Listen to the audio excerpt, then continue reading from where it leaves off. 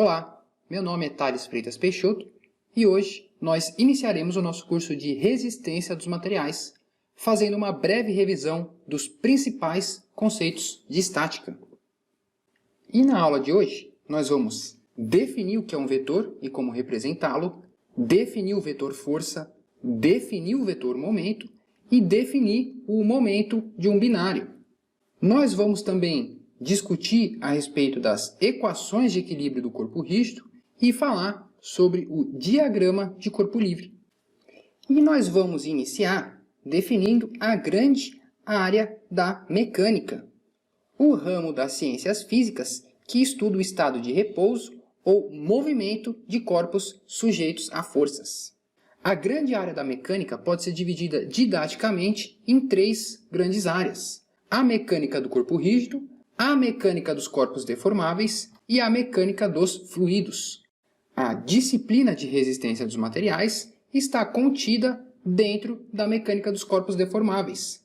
Nessa disciplina, nós iremos estudar como os corpos se deformam quando sujeito à ação de forças. E para iniciarmos nossos estudos na área da mecânica do corpo deformável, nós precisamos revisar alguns conceitos importantes da mecânica do corpo rígido. A mecânica do corpo rígido pode ser dividida em duas grandes áreas: a estática, que estuda o equilíbrio do corpo, e a dinâmica, que estuda o movimento acelerado do corpo. Mas antes de discutir esses conceitos de estática, nós precisamos relembrar alguns conceitos bastante fundamentais. O primeiro conceito é o conceito de comprimento. É a quantidade utilizada para localizar a posição de um ponto no espaço e para descrever o tamanho físico de um sistema. Outro conceito importante é o conceito de tempo, concebido como uma sucessão de eventos. É usado, por exemplo, para identificar a posição de um projétil no lançamento oblíquo. Um terceiro conceito importante é o conceito de massa, a quantidade de matéria de um corpo, ou então a quantidade de matéria usada para comparar a ação de um corpo com a de outro, como o utilizado em balanças, ao se comparar a massa de quantidades desconhecidas com a massa de pesos padrões conhecidos. Finalmente, um último conceito importante é o conceito de força. Na balança de pratos, as massas desconhecidas eram comparadas às massas conhecidas dos pesos padrão. Já numa balança de molas, por exemplo, o conceito envolvido é o da força da mola, que ao se deformar, muda a posição do ponteiro na escala da balança. Uma força, portanto, pode ser considerada como um puxão ou um empurrão de um corpo sobre o outro, como nós fazemos ao empurrar um objeto pesado, ou então como dois ímãs podem se atrair ou se repelir, dependendo de como seus polos magnéticos estão orientados. Veja que a completa determinação de uma força depende da sua intensidade, direção e também do seu ponto de aplicação. Um outro conceito importante que nós precisamos ter em mente é a diferença entre uma partícula e um corpo rígido. Ao estudar um bloco deslizando sobre um plano inclinado, nós podemos considerá-lo como uma partícula, pois este possui massa, mas o tamanho do bloco pode ser desprezado. Uma análise de força sobre o bloco prevê o peso, a força normal e a força de atrito do bloco com o plano. Veja que as dimensões do bloco são irrelevantes. Já ao analisar um corpo rígido, como um cilindro que rola sem deslizar sobre o plano inclinado, é necessário conhecer as dimensões do corpo para analisar corretamente o sistema. Ao analisar o movimento do corpo, nós precisamos conhecer suas dimensões para relacionar a translação e a rotação do corpo com as forças agindo sobre o mesmo. Veja que essa idealização de corpo rígido define o corpo como uma combinação de um grande número de partículas que permanecem a uma distância fixa uma das outras, mesmo após a aplicação de cargas. Já um corpo real, um corpo deformável, vai apresentar uma deformação não nula quando sujeito a um carregamento externo. Finalmente, um último conceito básico que nós precisamos relembrar é o de uma força concentrada. Lembrando, toda a força aplicada a um corpo é aplicada ao longo de uma área finita. Mas quando essa área é muito pequena, nós podemos idealizar que a força está sendo aplicada num único ponto do corpo. Definidos então esses conceitos iniciais, nós podemos começar a nossa revisão de estática enunciando as 3 leis de Newton do movimento. Lembrando que as 3 leis de movimento do Newton foram publicadas originalmente em 1687 no livro Princípios Matemáticos da Filosofia Natural, ou simplesmente o Principia. Nessa obra revolucionária, o Newton discute o movimento dos corpos, fundamentando toda a base teórica para descrever o comportamento estático e dinâmico dos corpos materiais. E no Principia, o Newton postulou as 3 leis de movimento que mais tarde ficariam conhecidas como as 3 leis de Newton. A primeira lei de Newton lê: todo corpo continua em seu estado de repouso ou de movimento uniforme em uma linha reta, a menos que seja forçado a mudar aquele estado por forças aplicadas sobre ele. A primeira lei de Newton é a lei da inércia e estabelece, em outras palavras, que se a força resultante sobre um corpo é nula, o corpo continua em repouso ou em movimento retilíneo uniforme. A segunda lei de Newton diz: a mudança de movimento é proporcional à força motor imprimida e é produzida na direção da linha reta na qual aquela força é imprimida. Ou seja, força é igual a massa vezes aceleração. Finalmente, a terceira lei de Newton diz que a toda ação há sempre oposta uma reação igual, ou então, as ações mútuas de 2 corpos um sobre o outro são sempre iguais e dirigidas a partes opostas. É o princípio da ação e reação. A força que o corpo 1 aplica no corpo 2 é a mesma força que o corpo 2 aplica sobre o corpo 1 no sentido contrário. Definidas as 3 leis de Newton, é importante nós diferenciarmos as grandezas escalares e vetoriais que aparecem nas equações de Newton. Uma grandeza escalar é a quantidade física que pode ser completamente especificada por sua intensidade, como a massa, comprimento ou tempo.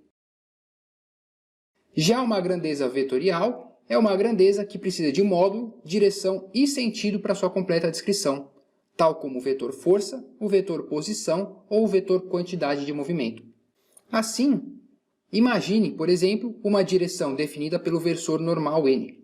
Para definir completamente o vetor A, nós precisamos definir a sua intensidade, no caso 4, e também a sua direção, dada pelo versor n, e o seu sentido, que aponta de O para P. É possível denotar o vetor A de diversas maneiras, usando essa seta ou o negrito, para indicar que A é uma grandeza vetorial, ou então pela sua intensidade A e a direção sentido especificados pelo versor unitário n. No sistema cartesiano, o vetor A pode ser escrito em termos de suas componentes cartesianas. Isso é, A é um AXI mais AYJ. E do triângulo retângulo, nós também podemos escrever que AX é um A cosseno θ e a Y é A seno θ. Também é necessário entender a diferença entre comprimento, um escalar, e o vetor posição, uma grandeza vetorial. O vetor posição é um vetor fixo que posiciona um ponto no espaço em relação a outro. Tipicamente, nós escrevemos a posição dos pontos em relação à origem O do sistema. No sistema cartesiano, o vetor posição R é o vetor que localiza o ponto P em relação à origem. Esse vetor é o xi mais yj mais ek. Outro conceito importante que apareceu nas leis de Newton foi o conceito de força resultante. Dado um conjunto de forças num sistema, a força resultante agindo nesse sistema é a soma vetorial de cada uma das forças agindo nesse sistema. Nós também podemos trabalhar em termos das componentes das forças e escrever que as componentes em x e y da força resultante são a soma algébrica das componentes em x e y de cada um dos vetores força agindo no meu sistema. Antes de definir um outro conceito muito importante na estática, nós também precisamos lembrar de algumas operações básicas com vetores, que são o produto escalar e o produto vetorial. O produto escalar entre 2 vetores AB é dado por A vezes B vezes o cosseno do ângulo entre os 2 vetores, e nós podemos definir o produto escalar também em termos das componentes dos vetores A e B. O produto escalar ele é muito útil para calcularmos projeções de um vetor sobre o outro. Isso é, nós podemos definir, por exemplo, a projeção do vetor A sobre o vetor B. O A cosseno θ pode ser escrito em termos do produto escalar. Já o produto vetorial entre dois vetores A e B gera um novo vetor C perpendicular a A e B. O sentido do vetor C é dado pela regra da mão direita e nós podemos definir, calcular esse vetor C usando a operação do determinante e as componentes dos vetores A e B. Nós vamos ver que o produto vetorial pode ser usado para calcular o que nós chamamos de um momento de uma força. Mas nós precisamos definir o que é o momento de uma força. Assim, ao aplicar uma força F num corpo a uma distância d, essa força gera uma tendência de rotação do corpo ao redor do ponto. Essa tendência de rotação é o que nós chamamos de momento da força F, e a sua intensidade é dado por força vezes distância. Veja que a intensidade do momento é diretamente proporcional à intensidade da força F e à distância perpendicular d'. Note também que se a linha de ação da força F passa sobre o ponto O, o momento dessa força em relação a O é zero. Veja que o momento é uma grandeza vetorial e a direção do momento é perpendicular ao plano que contém o vetor F e o ponto O. E o sentido do momento é dado pela regra da mão direita. Isso nos permite definir o vetor momento de uma força F em relação ao ponto O, localizado pelo vetor posição R, como o produto vetorial R vetor F. Essa formulação vetorial condiz com a nossa definição de momento, como sendo a intensidade da força F multiplicado pela distância perpendicular d. Essa formulação vetorial também permite definir o princípio da transmissibilidade, isso é, o vetor posição R pode ser qualquer vetor medido a partir de O até qualquer ponto sobre a linha de ação da força F. E como F pode ser aplicado em qualquer ponto ao longo da sua linha de ação e ainda gerar o mesmo momento em torno de O, F é o que nós chamamos de um vetor deslizante. Esse é o princípio da transmissibilidade. Outra propriedade interessante também é o princípio dos momentos, dado pelo teorema de Varignon, que diz que o momento de uma força em relação a um ponto é igual à soma dos momentos dos componentes dessa força em relação ao mesmo ponto. Isso é, o momento MO é R vetor F, mas se F é composto por F1 mais F2, então o momento MO é a soma dos momentos de F1 e F2 em relação a O. Essa propriedade do princípio dos momentos é bastante útil em problemas bidimensionais, quando determinar a distância perpendicular d pode ser difícil, mas é fácil determinar as distâncias cartesianas x e y do ponto de aplicação da força. Outra coisa que nós temos que definir também é o momento de um binário. Um binário é definido como um sistema de duas forças paralelas, de mesma intensidade, mas sentidos opostos, separados por uma distância d. Como a força resultante desse sistema é zero, o único efeito de um binário é produzir uma rotação ou uma tendência de rotação, ou seja, um momento puro sendo aplicado. O momento de um binário é dado pela regra da mão direita, é a intensidade das forças F vezes a distância entre essas forças d. Também é possível definir o momento de um binário vetorialmente, como sendo o produto vetorial do vetor posição R, que vai de uma força até a outra, então o momento de um binário é o R vetor F. Definidos todos esses conceitos básicos, nós agora somos capazes de escrever as equações de equilíbrio de um corpo rígido. Imagina, portanto, que um corpo qualquer é carregado por forças e momentos puros sendo aplicados. Momentos esses que podem ser momentos de binários. Para esse corpo, escolhido um ponto O qualquer, nós podemos calcular a força resultante sobre esse corpo, como a soma vetorial de todas as forças agindo sobre o corpo, e o momento resultante em relação ao ponto O. Esse momento é a soma vetorial dos momentos puros sendo aplicados, mais o momento de cada força agindo no corpo em relação ao ponto O. Assim, dadas as forças e momentos resultantes sobre o corpo rígido está em equilíbrio se e somente se a força resultante for zero e o momento resultante for zero. As equações de equilíbrio necessárias e suficientes do corpo rígido são força resultante igual a zero, momento resultante em relação ao ponto O qualquer igual a zero. Essas equações de equilíbrio, que são equações vetoriais, podem ser escritas em termos de suas componentes, isto é, somatório de forças em x e y igual a zero e somatório de momentos em relação ao ponto qualquer igual a zero. Outros sistemas de equações também podem ser definidos por um corpo bidimensional. Nós podemos escrever o somatório de forças em uma direção igual a zero, mais duas equações de momento em relação a dois pontos diferentes, A e B, ou então três somatórios de momentos em relação a três pontos quaisquer não colineares.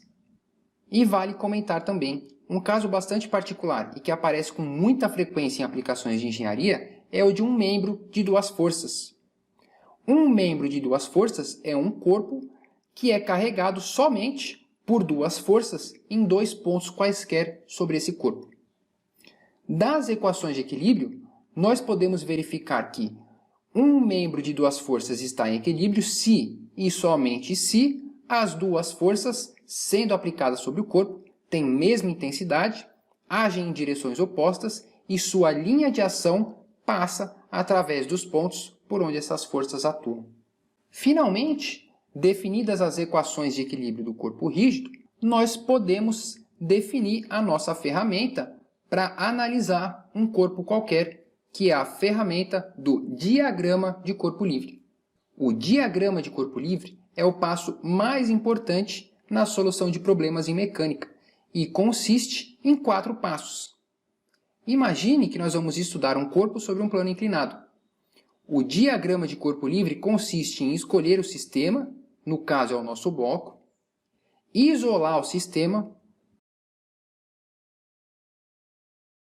identificar todas as forças atuando no sistema e representar os eixos ordenados adotados na nossa análise. A ferramenta do diagrama de corpo livre isola o sistema do resto do mundo. Por isso o seu nome, corpo livre, porque nós isolamos o corpo do resto do mundo. Note também que se nós vamos investigar mais de um corpo e nós separamos esse corpo na nossa análise, nós temos que representar também as forças internas agindo nesses corpos. No caso, é essa força N1 entre os corpos 1 e 2.